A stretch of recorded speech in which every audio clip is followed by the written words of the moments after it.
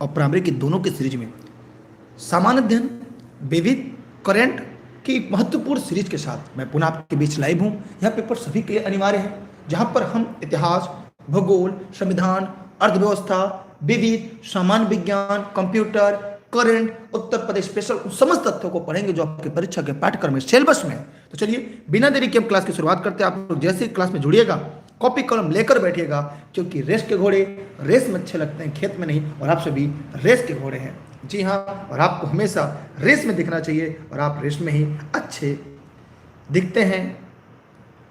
पहला सवाल आपके सामने है कि विश्व में चांदी का सबसे बड़ा उत्पादक क्या है?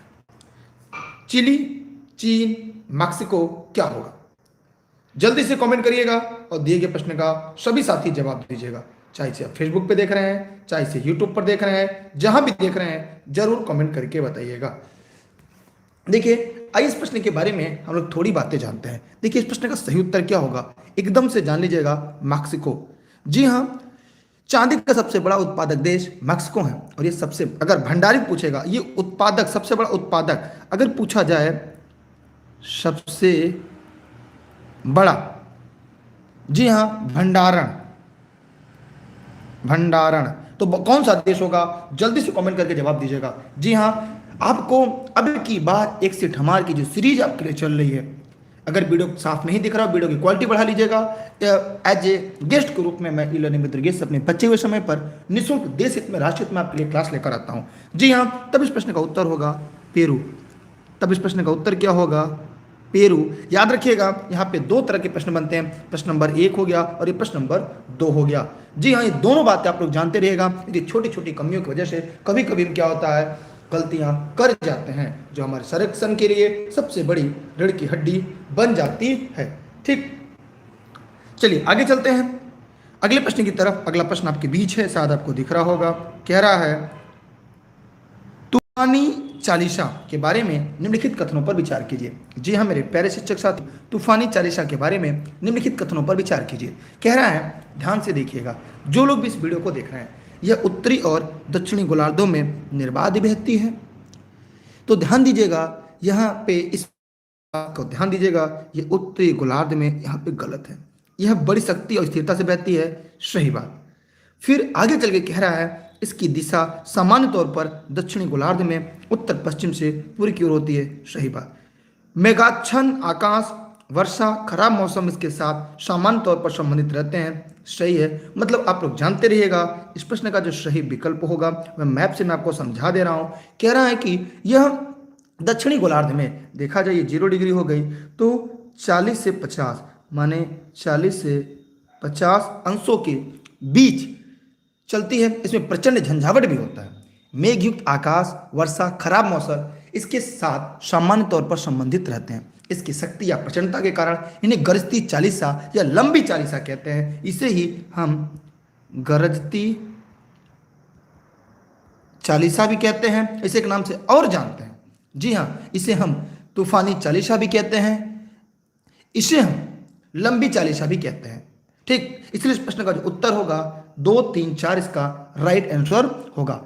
अभी तक आपने वीडियो को लाइक नहीं किया तो लाइक करने के बाद सबसे पहला काम, इस वीडियो को अपने सभी साथी मित्रों को शेयर जरूर करिएगा।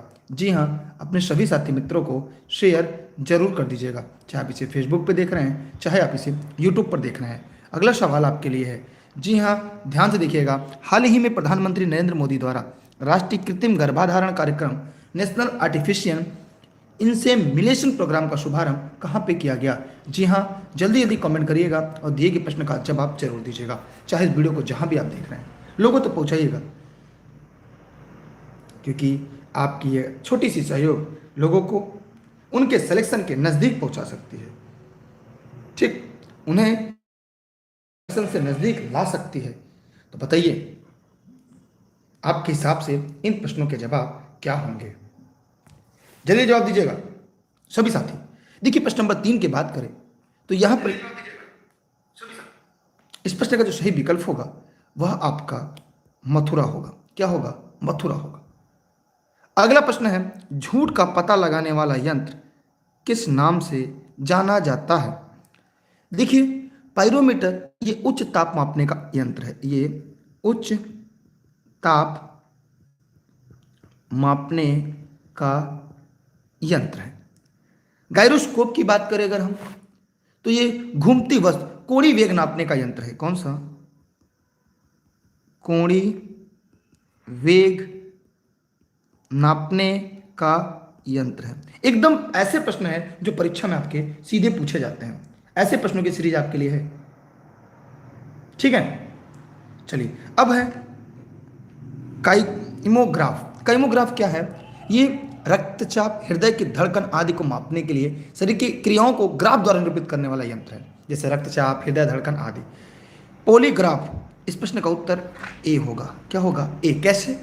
याद रखिएगा, झूठ का जो पता लगाने वाला यंत्र है वो आपका पॉलीग्राफ है। क्या है? पॉलीग्राफ है। ठीक है, कौन सा है? पॉलीग्राफ इस प्रश्न का सही जवाब होगा। चलिए हम और आगे चलते हैं अगले प्रश्न की तरफ। अगला प्रश्न आपके सामने है, शायद आपको दिख रहा होगा। यहाँ रीजनिंग के सवाल है, गणित के भी सवाल है, जो आप सभी के लिए महत्वपूर्ण है। ठीक, कह रहा है एक कक्षा में कुछ बेंच हैं। यदि एक बेंच पर 4 विद्यार्थी बैठते हैं तब 3 बेंच खाली रह जाती है। यदि एक बेंच पर 3 छात्र बैठते हैं तब 3 छात्र कक्षा में खड़े रह जाते हैं। कक्षा में छात्रों की संख्या क्या है? देखिए ये समीकरण से लगेगा, एक बेंच पर 4 विद्यार्थी बैठते हैं तब 3 बेंच खाली रह जाती है और 3 छात्र खड़े रह जाते हैं। देखिए यहाँ पे कैसे लगेगा, कह रहा है अगर विद्यार्थियों की संख्या अगर हमें निकालना है तो क्या करेंगे, a-3 गुणे 4 कर देंगे, समीकरण नंबर 1 बन जाएगा। दूसरा, एक बेंच पर 3 विद्यार्थी बैठने की व्यवस्था है, माने a गुणे 3 ऐसे 3, इक्वेशन नंबर 2 बन जाएगा। अब इन दोनों समीकरण से अगर आप तुलना करेंगे तो हमें क्या मिलेगा, आइए ध्यान से देखते हैं। ये हो जाएगा, यहाँ पर आपको मिल जाएगा 4a, ध्यान दीजिएगा 4a माइनस 12, नीचे मिल जाएगा 3a, ना तो आपका हो जाएगा कितना, 3 त्रिका 9a हो जाएगा, यहाँ पर 9a हो जाएगा। अब इन दोनों को तुलना करेंगे तो 4a माइनस 12 बराबर 3a, बराबर 3a प्लस 3 कर सकते हैं। 3, अच्छा यहाँ पे प्लस 3 होगा ना, रुक जाइए, यहाँ पर प्लस 3 होगा तो ये हो जाएगा आपका 3a प्लस 3। तो यहाँ पे क्या हो जाएगा, इसके हम लोग बराबर लिख लेते हैं 3, रुक जाइए, इसको हम पूरा अच्छे से साफ समझा के लिखते हैं। तब हमें यहाँ पे दोनों को क्वेश्चन इक्वेशन नंबर 1 और 2 को बराबर करेंगे तो यहाँ पे हमें मिल गया 4a माइनस 12 बराबर 3a प्लस 3 हो जाएगा। कह रहा है कि कक्षा में कुछ बेंच, यदि एक बेंच पर 4 विद्यार्थी बैठते हैं तब 3 बेंच खाली रह जाते हैं, 3 बैठते हैं तो खाली रह जाते हैं। ठीक, तो आपको ये हो गया। फिर इक्वेशन को अगर हम सॉल्व करेंगे तो बराबर क्या हो जाएगा, a बराबर 15, a बराबर क्या हो जाएगा 15। समीकरण 1 में छात्रों की संख्या रखेंगे, a बराबर 15 है तो 15 माइनस 3 गुणे 4, तो 12 गुणे 4 करेंगे तो आ जाएगा 48। इसका उत्तर क्या होगा, 48 इसका राइट आंसर होगा। आगे देखते हैं, यदि एक संख्या उसका औसत 50% है, उसी संख्या के 25% का औसत 280 है, तो संख्या क्या होगी? थोड़ा सा ये बड़ा सवाल लगेगा क्योंकि इसमें हमको हल करना होगा, हल तक हमें जाना पड़ेगा। तो अगर हम संख्या को यक्स मान लेते हैं, ठीक है, तो यक्स का 50%, तो यक्स का 50%, ठीक। फिर कह रहा है यक्स का 50% प्लस यक्स का 25%, औसत कह रहा है कुल पदों को योग बटे कुल पदों की संख्या।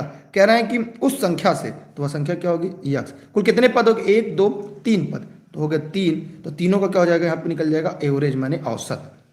अब देखिए कैसे हल होगा, 50 1 का 50, 50 दूना 100 माने यक्स बटे 2 प्लस ये 25 1 का 25, 25 का 100 माने यक्स बटे 4 प्लस यक्स बटे 3। इसको हल करेंगे तो ए बराबर क्या है, यहाँ औसत दिया है 280, तो औसत क्या लिख देंगे हम, 280, क्या हो जाएगा 280। अब इसको हल करेंगे, जब हम लोग हल करेंगे तो हमें क्या प्राप्त होगा, तो यहाँ पे ये 4 एलसीएम होगा, तो हम यहाँ पे इसको इधर हल करते हैं।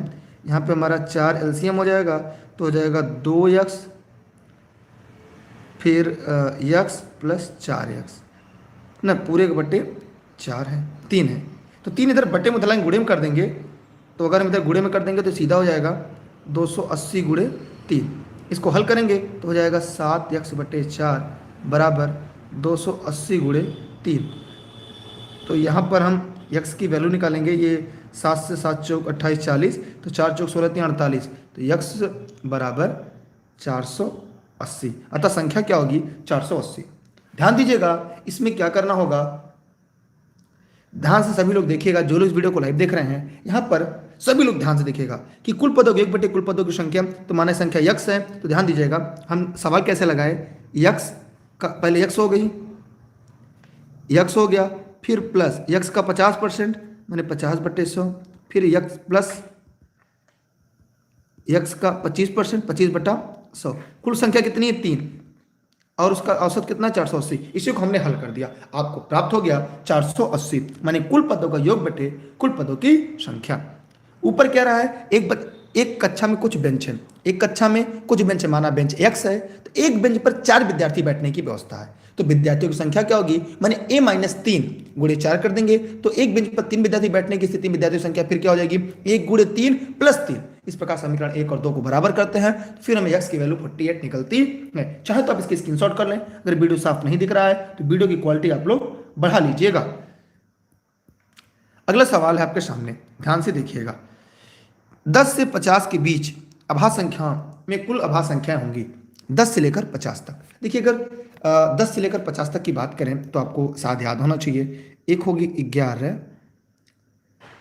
13, 17, 19, 23, फिर 29, फिर 31 है, फिर आपका 37 है, फिर 41 है, फिर आपका 43 है, फिर आपका 47, नहीं 49 नहीं है, बस इतना ही है। ठीक है, अब हम इसको गिनती करेंगे, अगर गिनेंगे तो कितना होगा 1 2 3 4 5 6 7 8 9 10 11, माने इसकी संख्या कितनी हो गई 11 हो गई। कितनी हो गई 11 हो गई। ठीक, इस प्रकार इस प्रश्न का उत्तर क्या होगा 11 इसका राइट आंसर है। अगर आपने इस प्रश्न का उत्तर 11 बताया है, इसका मतलब आपके प्रश्न के जवाब भी पूरी तरह से सही है। ठीक, क्या है आपके जवाब भी पूरी तरह से सही है। अगला है, नवंबर 2019 में भारत के 47वें मुख्य न्यायाधीश कौन थे, बताइए। नवंबर 2019 से भारत के 47वें मुख्य न्यायाधीश कौन थे, जल्दी से कमेंट कर बताइएगा। देखिए अगर आप इसकी बात करें हम तो ध्यान से देखिएगा कि नवंबर 2019 में शरद अरविंद बोबड़े, सर एस अरविंद बोबड़े ये 47वें न्यायाधीश थे। ठीक, चलिए हम आगे चलते हैं अगले प्रश्न की तरफ। भारतीय विशिष्ट पहचान प्राधिकरण UIDA के नए CEO के रूप में किसे नियुक्त किया गया।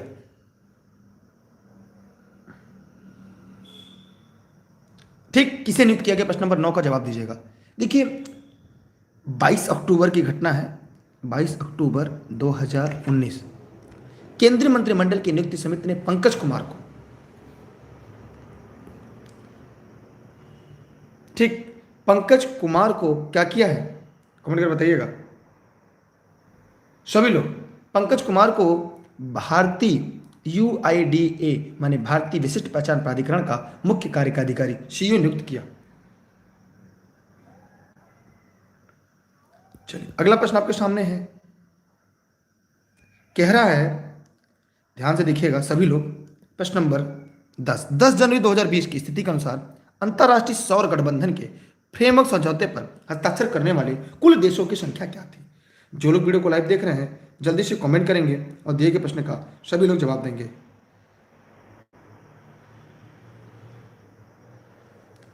सभी लोग फटाफट कमेंट जरूर करेंगे, चाहे आप इसे फेसबुक पे देख रहे हैं, चाहे आप इसे यूट्यूब पर देख रहे हैं, जहां भी देख रहे हैं कमेंट जरूर करिएगा, जल्दी कमेंट करके आप सब। देखिए इस प्रश्न का उत्तर क्या है, अंतरराष्ट्रीय सौर संगठन, जिसे हम ISA कहते हैं। ठीक, इसमें समझौते पर हस्ताक्षर करने कुल देशों की संख्या कितनी थी, 85 थी। कितनी थी, 85 थी। इरिट्रिया तथा सेंट किट्स के बाद एंड नेविस के बाद इस समझौते पर हस्ताक्षर करने वाला नवीनतम देश समोआ है। ठीक, ये आपके सिलेबस में उतना बाहर नहीं। गल्फ स्ट्रीम क्या है, ये आपके सिलेबस में है। सभी लोग वीडियो को शेयर कर दीजिए यार, अगर आप इसे फेसबुक पे देख रहे हैं, यूट्यूब पे देख रहे हैं, पैसे नहीं लगेंगे आपके, बस लोगों तक पहुंचा दीजिए। कर भला तो हो भला, ठीक, कर भला तो हो भला।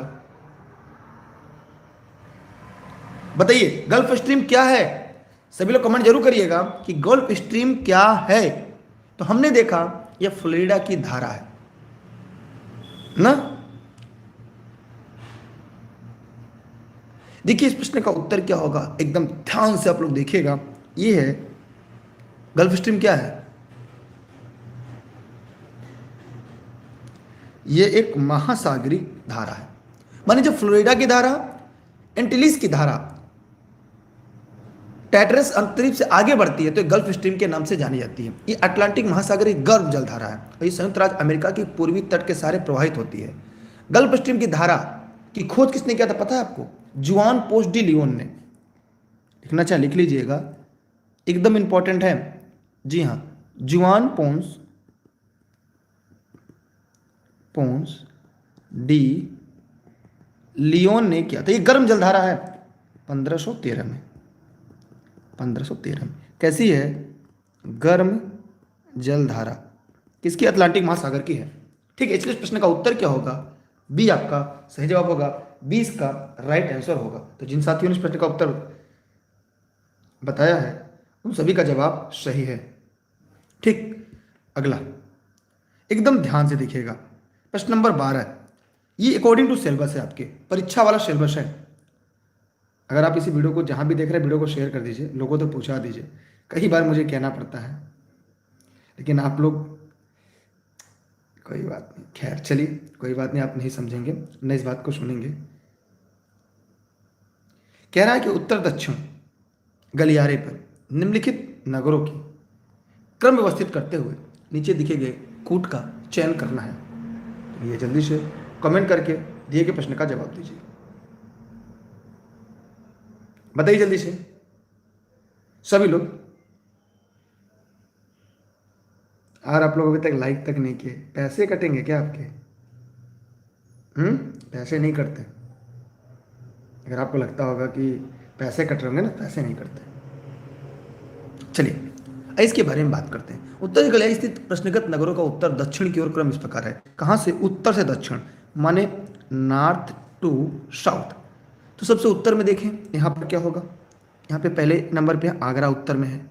आगरा के नीचे अगर हम चलेंगे, अगर हम इसे मैप में देखें,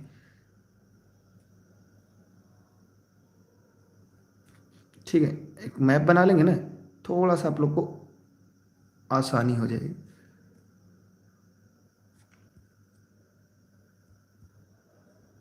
एक मिनट रुकिएगा, मैप बना लूंगा ना, तो आप लोग को समझने में काफ़ी राहत हो जाएगी।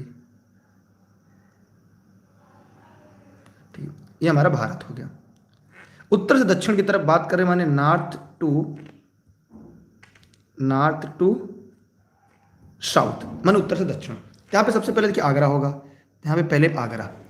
अगर आगरा के थोड़ा सा नीचे चलेंगे, क्योंकि आगरा जो है आपके यूपी में, आगरा कहाँ पर है? यूपी में, पहला नंबर हो गया। उसके बाद अगर हम देखें तो मध्य प्रदेश में ग्वालियर, इसके ठीक सीध में यहाँ पे मध्य प्रदेश में आएगा ग्वालियर, एमपी दूसरे स्थान पर। फिर अगर हम देखें तो नागपुर महाराष्ट्र में, यहाँ पे ये है आपका नागपुर, कहाँ पर है? ये महाराष्ट्र में। कृष्णागिरी ये तमिलनाडु में, कहाँ पर है? तमिलनाडु में। ठीक, ये कहाँ पर है? चौथे पे। अब आप बताइए इसका क्रम क्या होगा? जो लोग लाइव देख रहे हैं जरा कमेंट करके इतना बताएं आपके हिसाब से इसका क्रम क्या है। बस इतना कमेंट कर बताइए खाली आप कि इसका क्रम क्या है। जवाब दीजिएगा, इसका क्रम क्या है? बताइए जल्दी कमेंट करके। अब तो समझ में आ गया होगा क्रम क्या है। हाँ, 12 नंबर प्रश्न का ए इसका सही जवाब होगा। क्लियर? ये परीक्षा वाले प्रश्न है, अगर आपको सिलेक्शन लेना तो ऐसे प्रश्न आप लोग को पढ़ना है। बाकी जो आपने राम कहानी पढ़ी उससे कोई मतलब नहीं, ये सारे ऐसे ही सिलेक्शन वाले प्रश्न हैं जो आपके प्रेजेंट ऑफ माइंड, आपके ज्ञान से जुड़े हुए प्रश्न पूछे जाएंगे। निम्नलिखित में से सुमेलित नहीं है, माने 3 है और एक नहीं है। तो जरा कमेंट करके बताइएगा कौन इसमें से सुमेलित नहीं है। जल्दी जवाब दीजिएगा कि निम्नलिखित में से कौन सुमेलित नहीं है। ये क्लास प्रतिदिन नीलानी पत्रिकेश पे लाइव चलती है। देशहित में बताएं,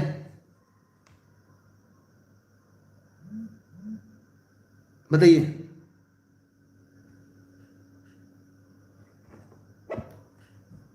सभी लोग फटाफट कमेंट कर बताइए, जितने लोग इस प्रश्न को लाइव देख रहे हैं।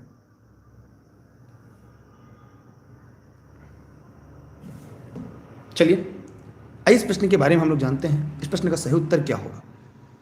यहाँ पर बीना Madhya Pradesh BPCL, Tatipaka Andhra Pradesh ONGC, Digboi Assam IOCL, लेकिन कोयली गुजरात एचपीसीएल नहीं होगा। कोयली गुजरात जो है ये आईओसीएल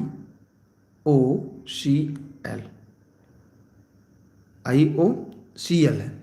ये अक्टूबर 1965 में बना था, अक्टूबर 1965 में। ठीक, कहाँ पर है ये? गुजरात। तो ये गलत है, वही सही है। मैंने इस प्रश्न का उत्तर क्या होगा? डी इसका राइट आंसर होगा। ठीक है, जितने लोग इस प्रश्न का उत्तर डी बताया है उन सबके जवाब पूरी तरह से सही हैं। ठीक, कोई दिक्कत किसी को, कोई समस्या हो तो पूछ सकता है, हम आगे बढ़ रहे हैं अगले प्रश्न की तरफ। ठीक है, कोई दिक्कत तो नहीं है ना? वरना बाद में मत कहिएगा सर हमको ये समझ में नहीं आया, ये क्या दिक्कत होगी। चलिए आगे बढ़ रहे हैं अगले प्रश्न की तरफ। अगला है प्रश्न नंबर 14। निम्नलिखित में से भारत का कौन सा राज्य मूंगफली का सबसे बड़ा उत्पादक है? मूंगफली का सबसे बड़ा उत्पादक कौन है? जल्दी से कमेंट करके जवाब दीजिए। जी हाँ मेरे प्यारे साथियों, अभी की बार एक सीट हमारा, क्योंकि ये सीरीज आपके लिए प्रतिदिन रात 9:30 बजे चलती है ई लर्निंग विद दुर्गेश पर। ठीक है,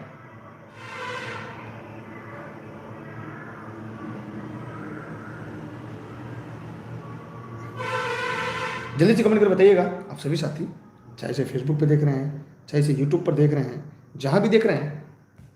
देखिए इस प्रश्न का अगर सही विकल्प की हम बात करें, सही विकल्प कौन सा होगा प्रश्न नंबर 14 का, तो ध्यान से देखिएगा। यहां पे गुजरात होगा। सबसे बड़ा उत्पादक क्या है? गुजरात है। ठीक है, दूसरे स्थान पर राजस्थान है, पहले पे गुजरात है और दूसरे पर आपका राजस्थान है। ठीक, ध्वनि का वेग अधिकतम होगा। 15 नंबर प्रश्न बहुत ही आसान है, आप लोग थोड़ा सा दिमाग लगाएंगे तो इसका प्रश्न का जवाब जरूर दे लेंगे।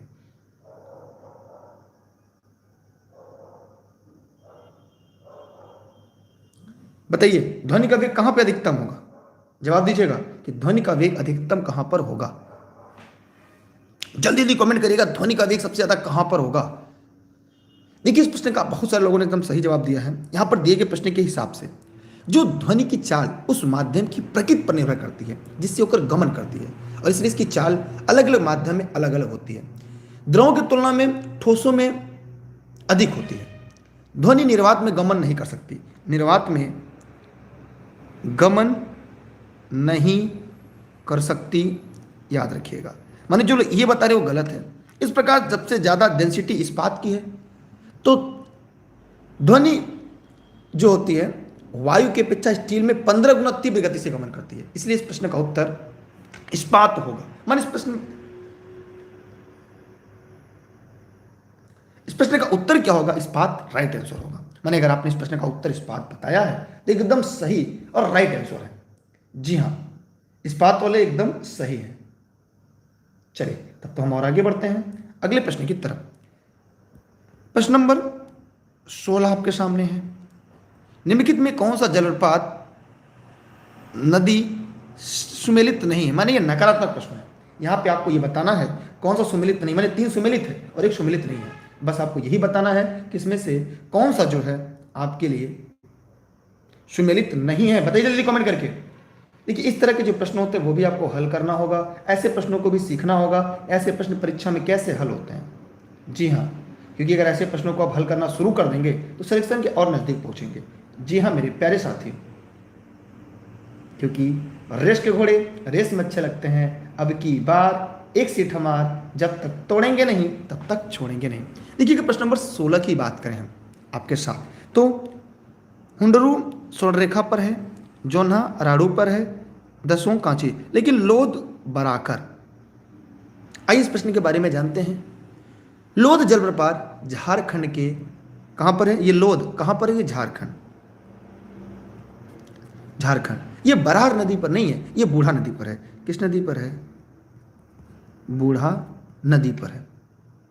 इसे बूढ़ा घाघ जलप्रपात कहते हैं। ये झारखंड का सबसे ऊंचा जलप्रपात है। ये क्या है, इसे ध्यान दीजिएगा, इसका एक नाम और है, बूढ़ा घाघ जलप्रपात। बूढ़ा बूढ़ा घाघ जल प्रपात, ये झारखंड का सबसे ऊंचा, ये झारखंड का सबसे ऊंचा जलप्रपात है। यहाँ पे यह बात आप लोग को जानना होगा। एक प्रश्न आपका ये भी तैयार हो गया कि सबसे ऊंचा क्या है, यही है। ठीक, चलिए फिर हम और आगे चलते हैं।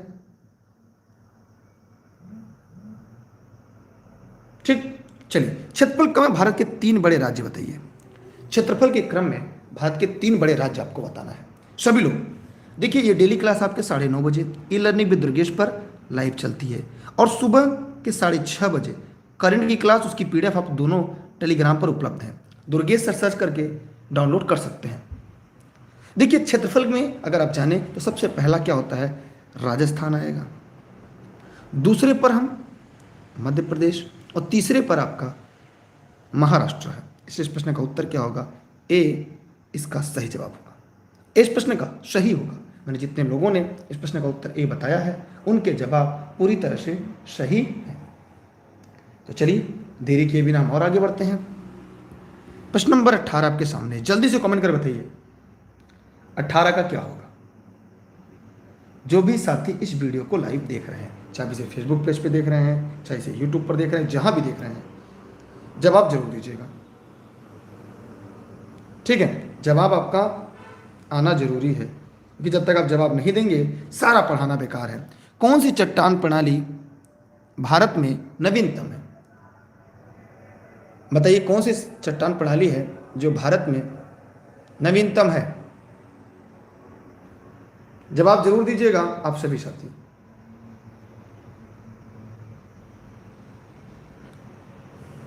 बताइए जल्दी कमेंट करके। आइए इसके बारे में थोड़ी बातें हम लोग जान लेते हैं, और थोड़ी बातें हम लोग भी समझ लेते हैं, क्योंकि भैया सिलेक्शन आपको भी लेना है ना, कि नहीं लेना है। देखिए प्रश्न नंबर 18 की अगर हम बात करें तो ध्यान से एकदम समझिएगा। ये गोंडवाना, कौन सी गोंडवाना,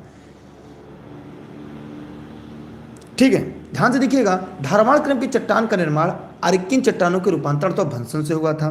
किसकी? धारवाड़ की। इसमें शिलाएं मिलती हैं, सोना लोहा मिलता है। कुड़प्पा क्रम की चट्टान धारवाड़ क्रम के बाद हुआ था। कुड़प्पा जो हुआ था वो धारवाड़ के बाद हुआ था, ठीक है। और बिंधन क्रम की चट्टान का कुड़प्पा क्रम के चट्टान के बाद हुआ था। कुड़प्पा के बाद बिंधन हुआ था। माने अगर ये पहले पे रखा जाए, ये दूसरे पे, और ये तीसरे पे, और उसके बाद बिंधन क्रम के चट्टानों काफी समय बाद गोंडवाना क्रम की चट्टान हुई थी। भारत का अधिकांश कोयला भारत का इसी चट्टान में मिलता है। किस चट्टान में? इसी चट्टान में मिलता है। माने अगर आपने इस प्रश्न का उत्तर डी बताया तो यहाँ पे 2 प्रश्न आपको समझ में आया कि देखिए अभी यहाँ देखिए धारवाड़, कुड़प्पा, बिंधन, फिर गोंडवाना क्रम की चट्टान आती है। माने अगर आप लोग एक थोड़ा सा दिमाग लगाए इस प्रश्न को बताने के लिए, ठीक, तो आपका प्रश्न का उत्तर आपका सही है। कोई दिक्कत किसी को, कोई समस्या है तो जरूर कमेंट कर सकते हैं, ठीक है। कोई दिक्कत नहीं किसी को ना, समझ में आ रहा है ना कि सिलेबस से ही आपको हम बता रहे हैं। क्योंकि अगर आप सिलेबस को अगर पढ़ना है तो इस तरह से एक एक करके आपको जानना होगा सवाल को।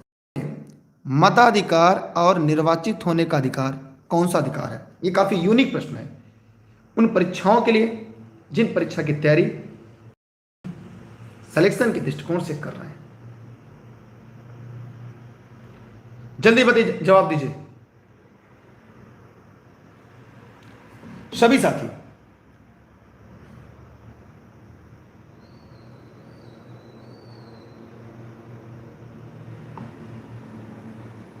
बताइए सभी लोग।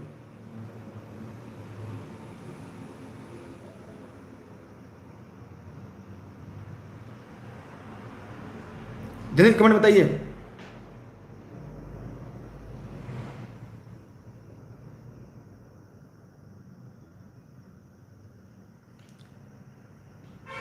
सभी लोग फटाफट कमेंट कर बताइएगा।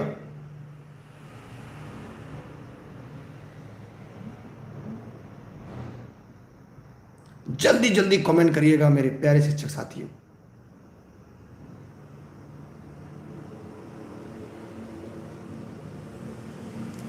देखिए प्रश्न नंबर 19 का जवाब आपको ध्यान से देखना होगा, मैं इसकी पूरी डिटेल आपको बता रहा हूं, सभी लोग ध्यान से देखिएगा, एकदम ध्यान से एकदम। देखिए एक प्रश्न आपका इंपॉर्टेंट है कि प्रश्न नंबर जो 19 आपके लिए है, ये विधिक अधिकार है। क्या है ये? विधिक अधिकार। क्योंकि जनप्रति की धारा 1951 में निर्वाचन का अधिकार को परिभाषित किया गया है, जिसमें किसी व्यक्ति के किसी चुनाव में एक उम्मीदवार होने या उम्मीदवार होने से नाम वापस लेने, चुनाव में मतदान करने या मतदान करने से विरत रहने के अधिकार को शामिल किया गया है। फिर यहाँ पे ज्योति बसु एवं अन्य में देवी घोषाल के बाद में सर्वोच्च न्यायालय ने निर्वाचित होने के अधिकार को विधिक अधिकार के रूप में घोषित किया है। किसके? विधिक अधिकार के रूप में घोषित किया गया है। ठीक है, सर्वोच्च न्यायालय द्वारा मताधिकार को विधिक या वैधानिक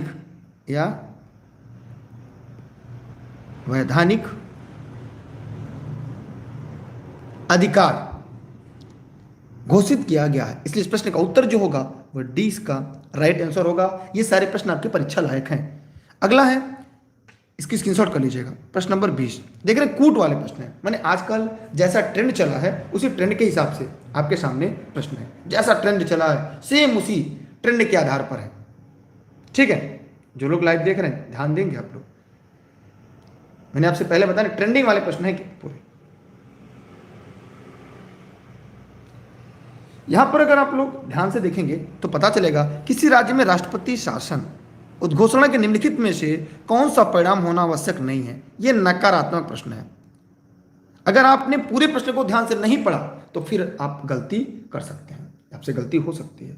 इस बात का आप लोग को जानना जरूरी है। ठीक है ना?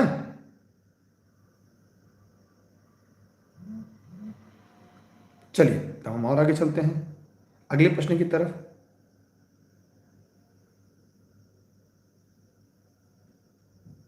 जवाब जल्दी जल्दी देते रहिएगा, जहां भी देख रहे हैं आप इसे, चाहे फेसबुक पे चाहे यूट्यूब पर, जहां भी।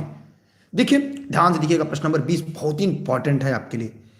देखिए राज्य का विधानसभा का विघटन, स्थानीय निकायों का विघटन, यहां पे पूछ रहा कौन सा परिणाम का होना आवश्यक नहीं है। जल्दी से कमेंट कर बताइए। फिर राज्य की मंत्रिपरिषद का हटाना क्या होगा आपके हिसाब से? देखिए इस प्रश्न को हम थोड़ा व्याख्या करेंगे। जो भारतीय संविधान के अनुच्छेद 356 है, यहां पर राष्ट्रपति शासन की बात की गई है। माने संवैधानिक तंत्र, राज्यों के संवैधानिक तंत्र विफल हो जाने पर, संवैधानिक तंत्र जो है इसके विफल हो जाने पर राष्ट्रपति द्वारा राज्यों में राष्ट्रपति शासन लगाई जाती है। और राष्ट्रपति शासन लागू होने में राष्ट्रपति राज्य सरकार की शक्तियों को अपने हाथ में ले लेता है, वहीं मुख्यमंत्री के नेतृत्व वाली मंत्रिपरिषद को भंग कर देता है। राष्ट्रपति के प्रतिनिधि के रूप में राज्यपाल राज्य सचिव की सहायता से राज्य का प्रशासन चलाता है। इसके अलावा राष्ट्रपति राज्य विधानसभा को विघटित अथवा निलंबित कर सकता है, विघटित या निलंबित कर सकता है, ध्यान दीजिएगा। ठीक, ये कर सकता है, फिर मतलब कर सकता है। दूसरा, स्थानीय निकायों का विघटन राष्ट्रपति शासन की घोषणा का कोई परिणाम नहीं होगा। माने हालांकि आवश्यक नहीं है, यह आवश्यक नहीं है, इसलिए यह आवश्यक नहीं है और यह भी आवश्यक नहीं है। इसका मतलब जो गलत है वही, लेकिन मंत्रिपरिषद भंग हो जाती है। ठीक है, इसलिए इस प्रश्न का उत्तर केवल 1 और 3 होगा। क्या होगा? 1 और 3 इस प्रश्न का सही जवाब होगा। इसका क्या होगा? 1 और 3 इस प्रश्न का राइट आंसर होगा।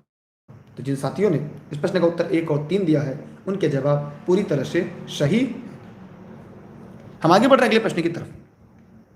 अगला प्रश्न है, यदि किसी राज्य की विधानसभा का अध्यक्ष स्पीकर पद त्याग पत्र देना चाहे तो अपना त्यागपत्र किसे देगा? वह अपना त्यागपत्र किसे देगा? जल्दी से कमेंट करके बताइए कि वह अपना त्यागपत्र किसे देगा।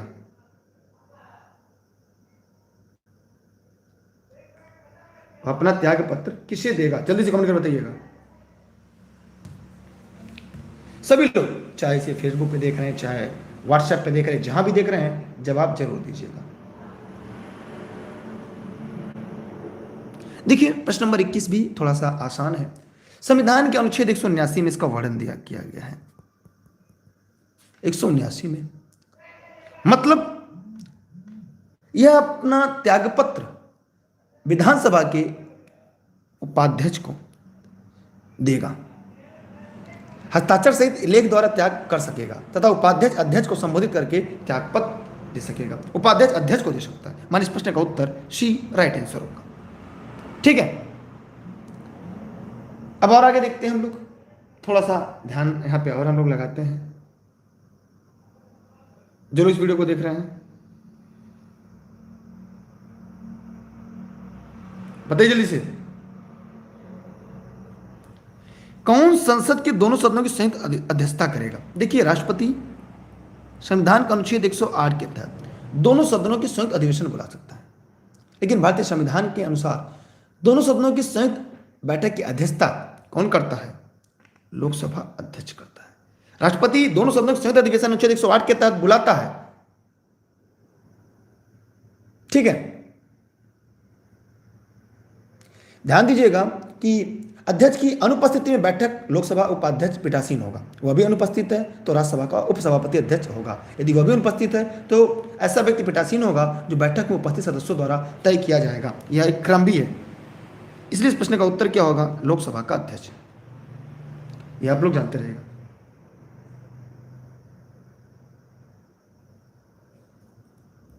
आगे बढ़ रहे हैं, अगला प्रश्न है, स्वतंत्र भारत में प्रथम बार संसदीय सचिव का पद किस वर्ष सृजन किया गया?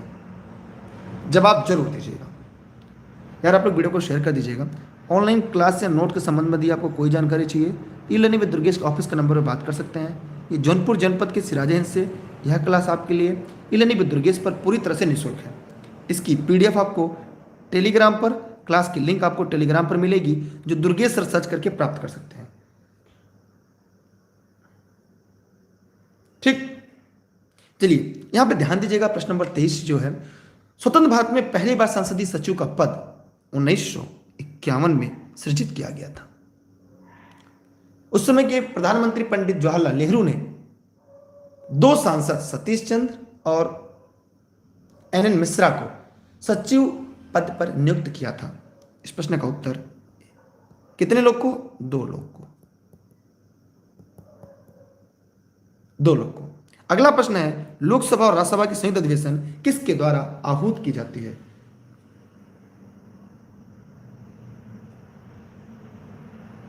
किसके द्वारा आहूत की जाती है? जल्दी से कमेंट कर बताइएगा, बताइए। अब इसके बारे में मैंने बताया कि संविधान के अनुच्छेद 108 के तहत दोनों सदनों की संयुक्त अधिवेशन, बताइए क्या होगा?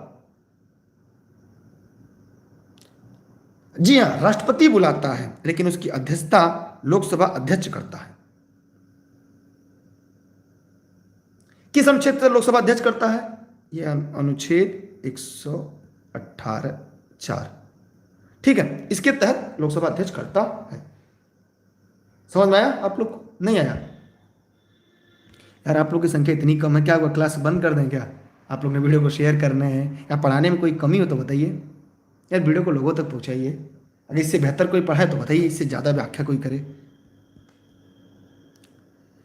किस वाद में संसद को मौलिक अधिकार में संशोधन का अधिकार दिया गया? बताइए प्रश्न नंबर 25। देखिए एकदम आसान है, ये केशवानंद भारतीवाद। क्या होगा? केशवानंद भारती। उच्चतम न्यायालय ने सबसे पहले 1951 में शंकरी प्रसाद बनाम भारत संघवाद में, फिर सज्जन सिंह बनाम राजस्थान राज्य में यह बताया कि संसद संविधान के तहत मूलाधिकार में संशोधन कर सकती है। लेकिन फिर आगे चलकर 1967 में गोलकनाथ पंजाब राज्य में शंकरी प्रसाद और सज्जन कुमार में इसका विपरीत संसद द्वारा मूलाधिकार पर रोक लगाने का निर्णय भी लिया गया। लेकिन फिर आगे चलकर 1973 में केशवानंद भारती बनाम केरल राज्य में सर्वोच्च न्यायालय ने निर्णय दिया कि संसद की संविधान संशोधन शक्ति विस्तृत है, किंतु असीमित नहीं है। वह मूल अधिकार संशोधन कर सकती है, किंतु उस संविधान के आधारभूत जो उसके तत्व हैं उसको परिवर्तित नहीं कर सकती।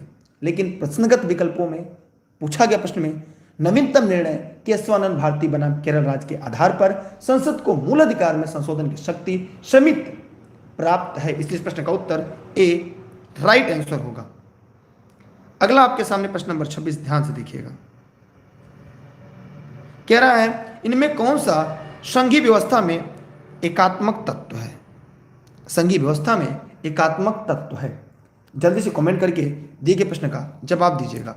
जो भी साथी इस वीडियो को लाइव देख रहे हैं, जल्दी जल्दी कमेंट करके जवाब जरूर दीजिएगा। सभी साथी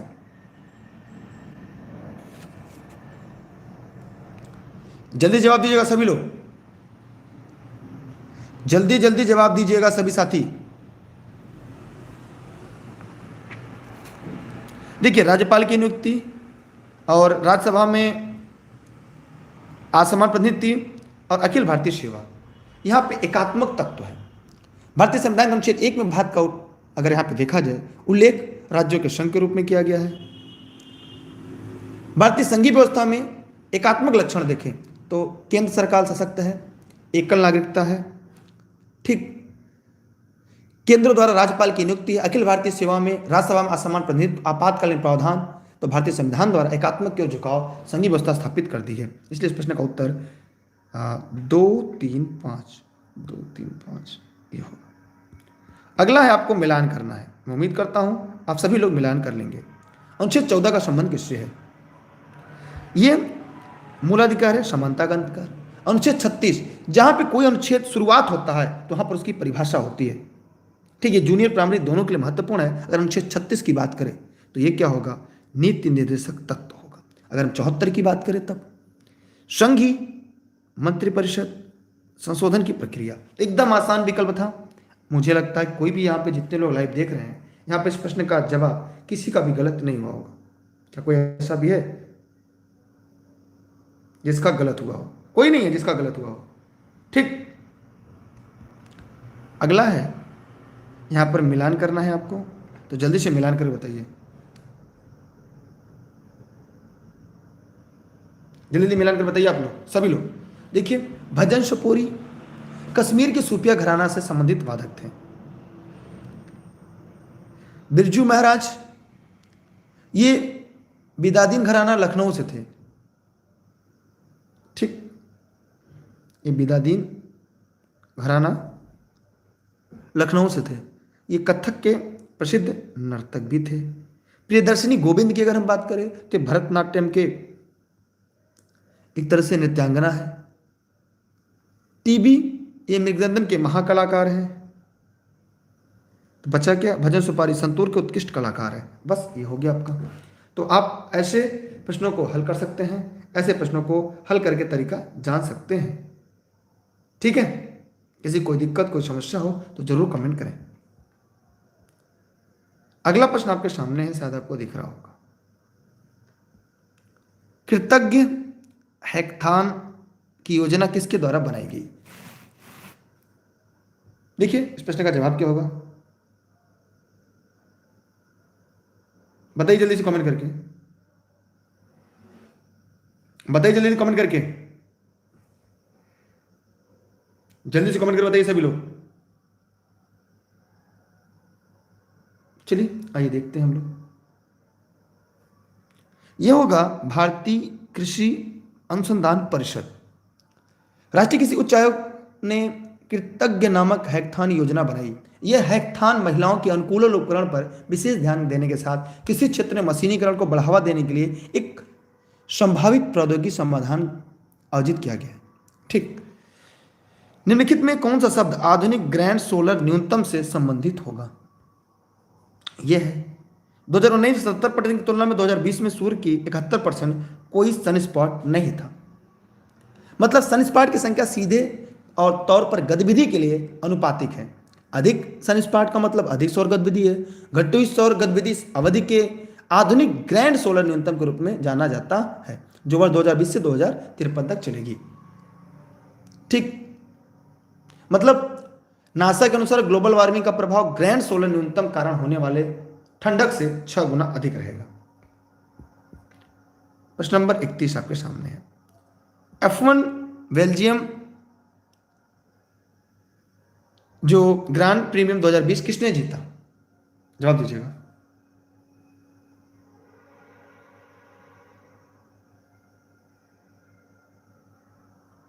ठीक है, इस प्रश्न का उत्तर क्या होगा? यह होगा, बताइएगा, मैक्स वेस्टाम्पेन, इन्होंने लुई हैमिल्टन को में आयोजित हुआ था बेल्जियम, जिसमें मर्सिडीज के उत्कृष्ट रेस लगाए उन्होंने और 7 रेसों में अपनी 5वीं जीत उन्होंने कैरियर की। 89 जो था, अच्छा यहाँ पे सॉरी, यहाँ पे होगा लुइस हैमिल्टन होगा, लुइस हैमिल्टन होगा। ये 30 अगस्त 2020, ये मर्सिडीज के थे। ये किसके थे? मर्सिडीज के थे,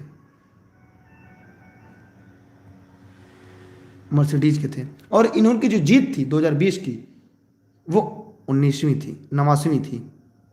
ठीक है, इसका उत्तर बी होगा। विश्व स्तर पर परमाणु परीक्षण के खिलाफ अंतर्राष्ट्रीय दिवस कब मनाया जाता है? 32 का जवाब जरूर दीजिएगा। देखिए, इस प्रश्न का जवाब होगा 29 अगस्त, जिस दिन हमारे यहाँ खेल दिवस मनाया जाता है। उसी दिन विश्व स्तर पर परमाणु परीक्षण के खिलाफ अंतर्राष्ट्रीय दिवस 2010 से विश्व स्तर मनाया जा रहा है। कब से? 2010 से। इस दिन का उद्देश्य परमाणु हथियार परीक्षण, विस्फोट या किसी अन्य परमाणु विस्फोटों को प्रभाव को बारे में जागरूकता को बढ़ाना है। ठीक है, अगला है आपके सामने। हाल ही में समाचारों में देखा गया गैर व्यक्तिगत डेटा मसौदा नीति के लिए क्या है इसमें? बताइए। यह है MSME और स्टार्टअप। मैंने एक सर्वेक्षण परिणामों के अनुसार MSME और स्टार्टअप के अधिकांश मौजूदा फॉर्म में व्यक्तिगत डेटा नीति के मसौदों के साथ सहज नहीं है, क्योंकि लाभ बहुत कम है और बढ़ते लक्ष्यीकरण, निगरानी, डेटा के दुरुपयोग का जोखिम अधिक है। ठीक है, अब आते हैं प्रश्न नंबर 34 की तरफ। जरा प्रश्न नंबर 34 में बताइए कौन सा सुमेलित नहीं है? 3 है और 1 नहीं है। जल्दी जवाब दीजिएगा, कौन सा इसमें नहीं है? जल्दी जवाब दीजिएगा सभी साथी, जो लोग वीडियो को लाइव देख रहे हैं। देखिए, बांदीपुर कर्नाटक बाघ के लिए है, राजाजी उत्तराखंड सही है, सिमलीपाल उड़ीसा, विन पैली जम्मू कश्मीर में है। ठीक, विन पैली राष्ट्रीय उद्यान कहां पर है? यह हिमाचल प्रदेश में। कहां पर है? हिमाचल प्रदेश में। माने ये गलत है। ठीक है, इसलिए प्रश्न का उत्तर क्या होगा? D right answer. जो गलत है वही सही होगा। मैंने जितने लोगों ने इस प्रश्न का उत्तर डी बताया है उनके जवाब पूरी तरह से सही होंगे। मैंने डी वालों का उत्तर राइट होगा। कोई दिक्कत किसी को? कोई समस्या किसी को? नहीं है ना? चलिए आगे देखते हैं हम अगले प्रश्न की तरफ। कोई दिक्कत यहां से नहीं है ना? मैं आपसे बार बार पूछ रहा हूं ताकि आप स्पष्ट रूप से बताएं, कहीं समस्या तो नहीं आ रही ना? किसे शंभू महाराज को हिंदुस्तानी शास्त्रीय संगीत की शिक्षा दी थी?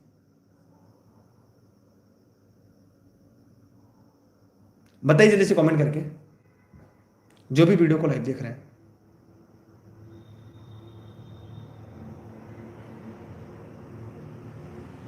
चलिए जवाब दीजिएगा जल्दी जल्दी, जो भी साथी वीडियो को देख रहे हैं।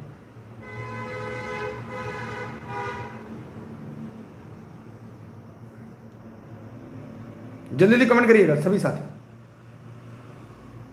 चलिए यहां पे ध्यान दीजिएगा, प्रश्न नंबर जो 35 है आपका। शंभू महाराज लखनऊ घराने के कथक नृत्य के कलाकार थे। किसके? कथक नृत्य के कलाकार थे। इनके पिता कालका प्रसाद महाराज, चाचा बिंदादीन, बड़े भाई अच्छन थे, लच्छू महाराज थे जिन्होंने नृत्य की शिक्षा दी थी। ठीक है, इन्होंने उस्ताद रहीमुद्दीन खान से हिंदुस्तानी शास्त्रीय संगीत की शिक्षा ग्रहण की थी। किससे? रहीमुद्दीन खान से शास्त्रीय संगीत की शिक्षा ग्रहण की थी। मतलब इस प्रश्न का उत्तर बी राइट आंसर होगा।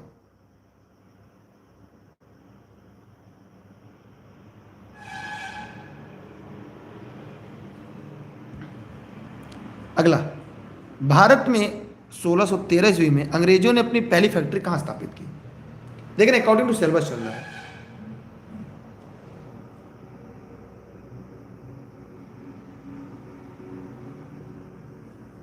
भारत में 1613 में अंग्रेजों ने अपनी पहली फैक्ट्री कहां स्थापित की थी? जवाब जरूर दीजिएगा, चाहे वीडियो को जहां देख रहे हैं। देखिए, सिलेक्शन के लिए कोई शॉर्टकट नहीं है, आपको क्लास थोड़ी सी लंबी लगेगी, लेकिन अगर आपको सिलेक्शन लेना है तो अंत तक बने रहना होगा। इसका उत्तर तो सबको पता है कि सर सूरत में लगी थी, लेकिन इसके बारे में जानना। विलियम हॉकिंस सूरत के मुगल दरबार में पहुंचा। कहां पे? सूरत के मुगल दरबार में कब पहुंचा? 1608 में पहुंचा। कौन? हॉकिंस। कौन पहुंचा? हॉकिंस। और वहां पर फैक्ट्री लगाने की अनुमति उसने मांगी और सफल नहीं हो सकी। फिर 1611 में पुर्तगाली के विरोध में कैप्टन मिल्टन सूरत के समीप स्वाली पहुंचा और मुगल गवर्नर से व्यापार करने की अनुमति पाने में सफल हो गया। कैप्टन थॉमस बेस्ट सूरत के बंदरगाह की विजय ने पुर्तगाली एकाधिकार को भंग कर दिया। फिर अंग्रेजों ने सूरत को 1613 में अस्थायी रूप से फैक्ट्री स्थापित की। यहीं से अंग्रेज अपने व्यापार को देश के दूसरे भाग में फैलाए और फिर उन्होंने अहमदाबाद, अजमेर, आगरा, अन्य जगह फैक्ट्रियां बनाना शुरू की। इस प्रश्न का उत्तर क्या होगा? डी इसका राइट आंसर होगा। डी इस प्रश्न का सही जवाब होगा। ठीक है, डी इसका क्या होगा? सही जवाब होगा। किस आंदोलन में गांधी जी ने प्रत्यक्ष रूप से भाग नहीं लिया?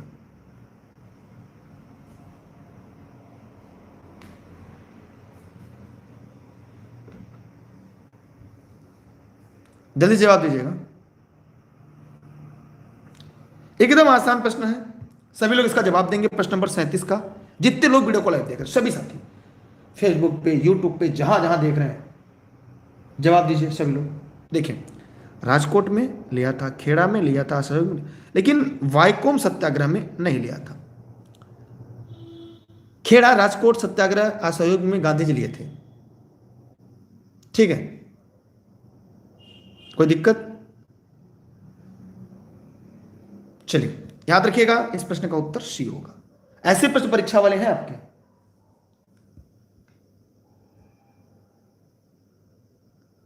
अगला प्रश्न आपके सामने है। देवबंद आंदोलन यूपी संयुक्त प्रांत में किस वर्ष प्रारंभ हुआ?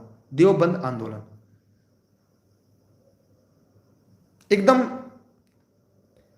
हलवा तो नहीं है, लेकिन हां थोड़े से कड़े प्रश्न आज के जरूर होंगे। ये 1866 में। कैसे? देवबंद आंदोलन की शुरुआत मौलाना मोहम्मद कासिम अल ननौतवी द्वारा शुरू की गई थी। दारुल उलूम की स्थापना के साथ हुई थी। ठीक है, 1857 के विद्रोह के निम्नलिखित कौन संबंधित नहीं था? मैंने नकारात्मक प्रश्न है, 3 थे और 1 नहीं थे। आपको यही जवाब देना है कौन इसमें से नहीं था, क्योंकि अब की बार 1 सीट हमारा। यह क्लास प्रतिदिन रात 9:30 बजे ई लर्निंग विद दुर्गेश पर लाइव चलती है। जूनियर शिक्षक, प्राइमरी शिक्षक भर्ती के लिए एकदम क्लास निःशुल्क आपके लिए प्रतिदिन, और सुबह 6:30 पर करंट क्लास आपके लिए लाइव चलती है।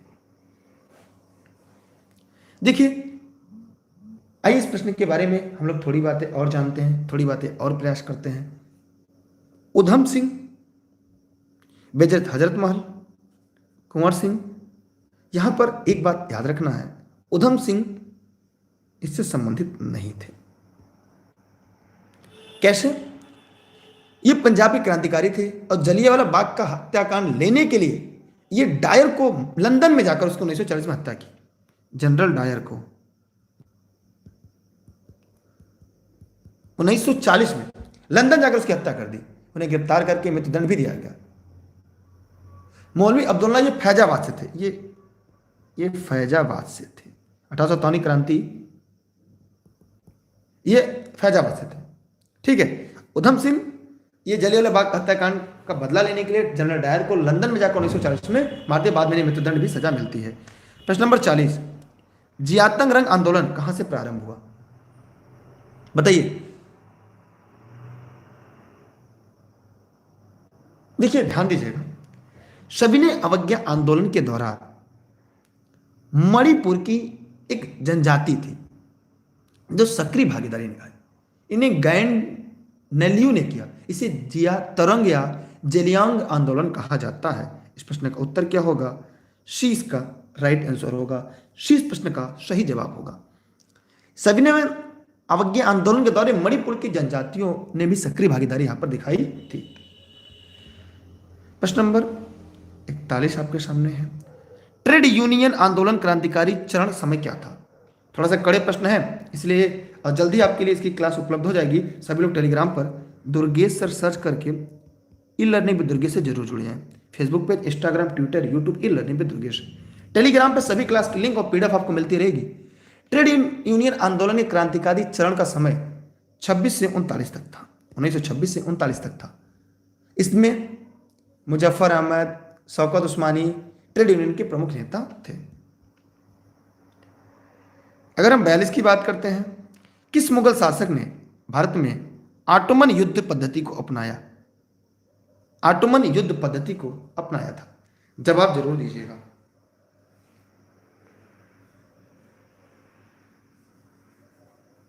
बताइएगा, जवाब जरूर दीजिए जल्दी कमेंट करके।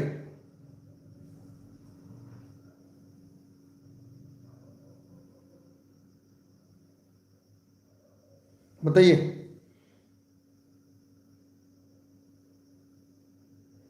जल्दी कमेंट कर बताइए आप लोग। देखिए, अगर हम प्रश्न नंबर 42 की यहां पे बात करें तो मुगल शासक बाबर ने भारत में युद्ध में ऑटोमन युद्ध पद्धति शुरुआत की थी। कब? 1526 में। किसके? पानीपत। ठीक है। और तोपखाना था, इसका मुख्य विशाल तोपखाना था जिसका नेतृत्व उस्ताद अली एवं बंदूकी मुस्तफा ने की थी। ठीक है, चलिए अगला है, मुगलों ने नवरोज का त्यौहार लिया पारसियों से, यहूदियों से, मंगोलों से, किससे? देखिए यहां पे जो था ये फारस का त्यौहार से लिया गया। कहां से? फारस से। जब फारस से लाया गया तो किसने लिया? ईरान फारस से लिया गया था, ईरान को। ठीक है। मुगल काल में एक राष्ट्रीय त्यौहार था, 19 दिनों तक मनाया जाता। कितने दिनों तक? 19 दिनों तक। ये 19 दिनों तक मनाया जाता था। इसे मनाने से बहुत पहले व्यवस्था की जाती थी। अब्दुल कादिर बदायूं, अब्दुल कादिर बदायूं ने इसे नौरोज जलाली की संज्ञा दी। अब बताइए इस प्रश्न का उत्तर क्या होगा? जो भी लोग इस वीडियो को देख रहे हैं, क्या होगा? जल्दी कमेंट करके बताएं सभी साथी, चाहे से फेसबुक पे देख रहे हैं, चाहे यूट्यूब पे देख रहे हैं, जहां भी देख रहे हैं, जवाब जरूर दीजिएगा। कमेंट करिएगा, जवाब जरूर दीजिएगा। ये किसके द्वारा? ये पारसियों के द्वारा। किसके द्वारा? पारसियों के द्वारा। ठीक है। एक छोटा सा रीजनिंग का सवाल है, कह रहा है शीला जो है ये मीना से बड़ी है। हम देखते हैं, शीला जो है ये मीना से बड़ी है। इक्वेशन नंबर 1 बनेगा। फिर कह रही है कामनी नलिनी जितनी बड़ी है, बड़ी है मतलब यहां पे जो कामिनी है बराबर नलिनी, ये दोनों आपस में बराबर है। नीतू सिंधु से छोटी है जो नीलनी के बराबर है, माने जो सिंधु है वह नीतू से तो बड़ी है लेकिन सिंधु से ये नलिनी के बराबर है। अब लास्ट में कह रहा है कि मीना कामनी से बड़ी है। जो मीना है वो कामनी से बड़ी है। जरा आप बताइए सबसे बड़ी कौन है? बताइए जल्दी से, सबसे बड़ी कौन है? सबसे बड़ी कौन है? जल्दी से कमेंट कर बताइएगा, जो भी साथी वीडियो को लाइव देख रहे हैं। देखिए मीना से बड़ी कामनी है, कामनी से बड़ी नाली, सिंधी के बराबर है, तो यहां पर क्या होगा? शीला। शीला इसमें सबसे बड़ी है। दिए गए प्रश्न में उत्तर क्या होगा? शीला इसमें सबसे बड़ी है। जितने लोगों ने इस प्रश्न का उत्तर शीला बताया है उनके जवाब पूरी तरह से सही है। ठीक है, चलिए आगे बढ़ते हैं अगले प्रश्न की तरफ। अगला यहाँ पे एक चित्र दिया गया है, यहां आपको ये बताना है निम्नलिखित में कौन से उस क्षेत्र को दर्शाती है जो ग्रेजुएट स्वरोजगार महिलाएं नहीं है। माने नकारात्मक प्रश्न है, तो जरा जवाब जरूर दीजिएगा। आप लोग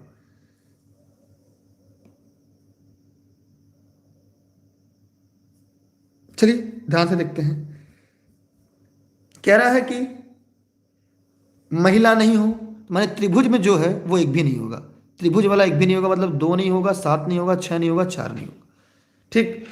स्वरोजगारी नहीं हो, स्वरोजगारी माने अच्छा महिलाएं नहीं है। अब बच्चा बस स्वरोजगारी, स्वरोजगारी क्या होगा, 1 है और 5 है, और ग्रेजुएट और स्वरोजगारी है, तो ग्रेजुएट कहाँ है, 5, इसका उत्तर क्या होगा, 5 है। माने 5 जो है, 5 जो है वो ग्रेजुएट भी है और स्वरोजगारी भी है, लेकिन महिला नहीं है। ध्यान दीजिएगा, यह महिला नहीं है, यहां पर यह महिला नहीं है।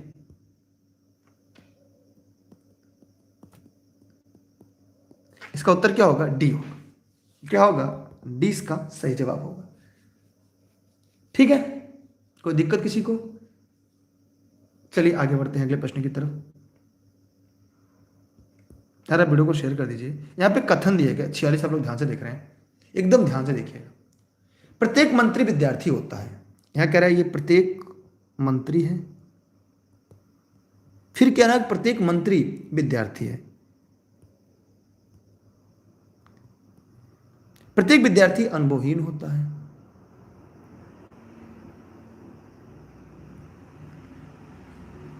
अनुभवहीन होता है। अब कह रहा है प्रत्येक मंत्री अनुभवहीन होता है और प्रत्येक अनुभवहीन विद्यार्थी होते हैं। मतलब यहां पर ए और बी दोनों निकलते हैं, इसका मतलब इसका उत्तर सी होगा। प्रत्येक मंत्री अनुभवहीन होता है जैसा कि उसके अंदर है, और कुछ अनुभवहीन विद्यार्थी होते हैं, कुछ अनुभवहीन जो है विद्यार्थी भी होते हैं। माने कुछ माने ये विद्यार्थी, इसके अंदर जो आएगा कुछ हो जाएगा, मतलब इसका उत्तर क्या होगा, सी राइट आंसर होगा। ठीक है, समझ में आया सबको? अगला है आपके सामने, सभी लोग जरा फटाफट कमेंट करेंगे। ये क्लास आपको डेली 9:30 बजे लर्निंग विद दुर्गेश पर होती है, और आप सभी ऑनलाइन क्लास से नोट के संबंध में अगर कोई जानकारी चाहिए इस नंबर पर व्हाट्सएप करके जानकारी ले सकते हैं। अकॉर्डिंग टू सिलेबस से आपकी क्लास चल रही है। जौनपुर जनपद के सिराजगंज से आपके लिए निःशुल्क देश हित में, राष्ट्रहित में मेरी क्लासेज आपको मिलती है। सुबह 6:30 बजे करंट की क्लास है, डेली 2020 नैनो मैगजीन, और शाम के 9:30 बजे आपकी ये शिक्षक भर्ती जूनियर और प्राइमरी की 50 अंकों की सीरीज लाइव चलती है। उसके अलावा अन्य सीरीज की लिंक आपको टेलीग्राम पर मिलती रहेगी। मैटेरियल प्रोटोकॉल निम्न में से किसके संरक्षण से संबंधित है? इंपॉर्टेंट है, ये ओजोन परत के संरक्षण से, किससे है? ओजोन परत के संरक्षण से है। ठीक है, ये वियना में एक प्रोटोकॉल था, ये 16 सितंबर 1987 को, कब? 16 सितंबर 1987 को, इसमें सीएफसी के प्रयोग को कम करना था, सीएफसी के प्रयोग को कम करना। यह प्रभावी होता है 2 साल बाद 1989 में। प्रश्न नंबर 48 देखिएगा, निम्नलिखित में से कौन सी एक हरित गैस नहीं है? माने क्लोरोफ्लोरोकार्बन नहीं है। देखिए मीथेन CH4 है, इसे मार्स गैस कहते हैं। ठीक, क्लोरोफ्लोरोकार्बन CFC है, CO2 है, लेकिन ऑक्सीजन O2 नहीं है। मैंने इस प्रश्न का उत्तर ए होगा। क्या होगा? ए इसका सही जवाब होगा। अगला सवाल है आपके सामने, एक घास स्थलीय पारिस्थितिकी तंत्र के खाद्य श्रृंखला में विभिन्न घटकों का सही क्रम है। इसका जवाब आप देंगे, इस प्रश्न का जवाब हम नहीं देंगे, क्योंकि भाई सिलेक्शन आपको लेना है। जवाब आप लोग जरूर दीजिएगा।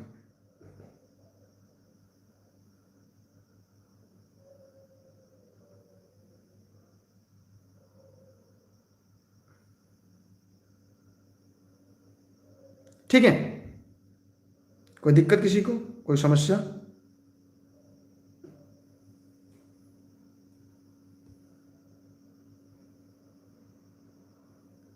चलिए ध्यान से एकदम देखिएगा। 49 आपके लिए काफी महत्वपूर्ण है। पहले जो घास है, इस घास को टिड्डा खाता है, घास को टिड्डा खाता है, और टिड्डे को, घास को टिड्डा, टिड्डे को मेढक, मेढक को सांप। ठीक, तो हो जाएगा उत्पादक, ये है प्राथमिक, ये है द्वितीयक, ये है तृतीयक। ये उपभोक्ता हो गए तीनों, ये उत्पादक हो गया। इसलिए प्रश्न का उत्तर क्या होगा? ए होगा। क्या होगा? ए इसका सही जवाब है। ठीक,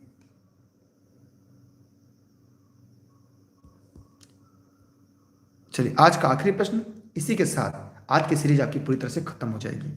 ये क्लास प्रतिदिन रात 9:30 बजे 50 प्रश्नों की सीरीज आपके लिए निःशुल्क लाइव चलती है।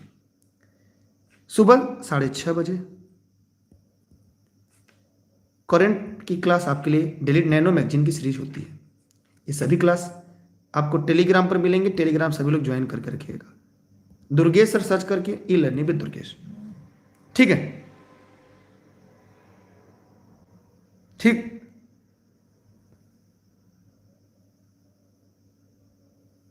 चलिए किसी को दिक्कत को समस्या कमेंट करके पूछ सकता है। चलिए ध्यान से देखते हैं। ऑनलाइन क्लास या नोट संबंध में अगर कोई जानकारी चाहिए तो आप इस नंबर पर व्हाट्सएप करके जानकारी ले सकते हैं। ये जौनपुर जनपद के सिराजा हिंद से आपके लिए क्लास निःशुल्क लाइव चलती है, देश हित में राष्ट्र हित में। नंबर 50 आपको बताना है, उत्तर प्रदेश में प्रथम लोकायुक्त की बात कर रहा है। प्रथम लोकायुक्त विश्वभर दयाल थे। कौन थे? विश्वभर दयाल थे। ये 1977 से 82 तक थे। ठीक, मुर्तजा द्वितीय थे। मुर्तजा क्या थे? ये पहले थे और ये दूसरे थे। ठीक है जी, गोयल जो जी तीसरे थे। चलिए इस तरह आप लोग ई लर्निंग विद दुर्गेश पे जुड़े रहिएगा। इस वीडियो को अपने सभी साथी मित्रों को शेयर जरूर करिएगा, चाहे इस वीडियो को फेसबुक पे चाहे यूट्यूब पे जहां भी देखते हैं। ये क्लास प्रतिदिन चलती है, कोई भी दिन ऐसा नहीं हो जिस दिन क्लास ना चले। ठीक है, तो वीडियो को शेयर जरूर करिएगा। ठीक, बहुत बहुत धन्यवाद। जय हिंद, जय भारत। लगे रहिएगा क्योंकि रेस के घोड़े रेस में अच्छे लगते हैं, खेत में नहीं। और आप सभी रेस के घोड़े, ईश्वर करे आप लोग इसी तरह आगे बढ़ते रहें और अब की बार एक सीट हमार की सीरीज लगे रहें। जब तक तोड़ेंगे नहीं तब तक छोड़ेंगे नहीं। बाय बाय, जय हिंद, जय भारत, वंदे मातरम। ठीक है,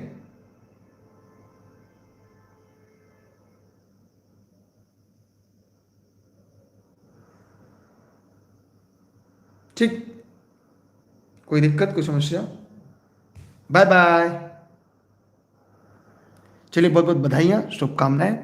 दिन दुना रात चुगना बढ़ते रहें। अब की बार एक सीट हमार। अच्छा, मोहम्मद जी ने कहा कि आज वीडियो डिसलाइक नहीं हुए। Thank you, bye bye.